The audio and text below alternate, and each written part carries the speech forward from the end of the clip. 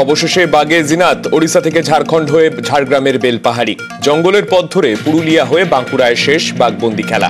7 দিন ধরে হন্যে বন দফতর। চতুর্থ ঘুমপাড়ানি গুলিতে শেষমেশ কাবু বাঘিনী। ওড়িশা থেকে প্রায় 315 কিলোমিটার পেরিয়ে বাঁকুড়া, অবশেষে ঘুমপাড়ানি গুলিতে বন্দি বাঘ।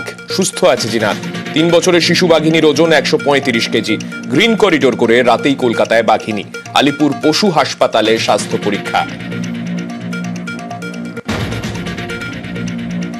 জিনাতের জন্য আলিপুর পশু হাসপাতালে বিশেষ ঘর। আজই তৈরি হবে মেডিকেল বোর্ডও।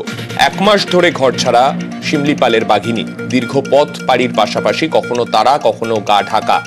খাবারেও বদল, সঙ্গে ঘুমপাড়ানি গুলি। ডোরা কাটার শারীরিক মানসিক ধকল খতিয়ে দেখতে 24 ঘন্টা পর্যবেক্ষণ। 7 দিনের চেষ্টা অবশেষে গতকাল অক্ষত অবস্থায় কবজায় জিনাত। এড়ানো গেল লালগড়ের পুনরাবৃত্তি। বাঁকুড়ায় বাঘবন্দিতে বাংলার বন দফতরকে অভিনন্দন মুখ্যমন্ত্রীর। পুলিশ প্রশাসনের পাশাপাশি শুভেচ্ছা স্থানীয়দেরও। উদ্ধার বন্যপ্রাণ, রোখা গেছে ক্ষয়ক্ষতিও। আপ্লুত মমতা বন্দ্যোপাধ্যায়। পুলিশের জালে পাসপোর্ট জালিয়াতির মাস্টার মাইন্ড পাকড়াও মনোজ গুপ্তা। ভুয়ো নথি দিয়ে অনুপ্রবেশকারীদের ভারতীয় পাসপোর্ট তৈরির চক্র। গ্রেফতার একের পর এক সদস্য। ধৃতদের জেরায় মূল পান্ডার হদিশ। 10 জানুয়ারি পর্যন্ত পুলিশ হেফাজত।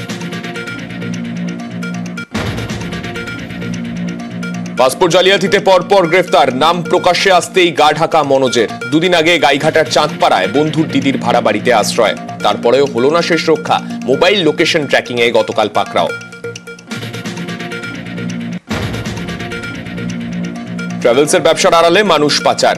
লক্ষাধিক টাকার বিনিময়ে ভুয়ো নথি দিয়ে বেআইনি কারবার। বেহালার মতিলাল গুপ্ত রোডের বিল্ডিং এ অফিস খুলে 10 বছর ধরে জালিয়াতি মনোজের।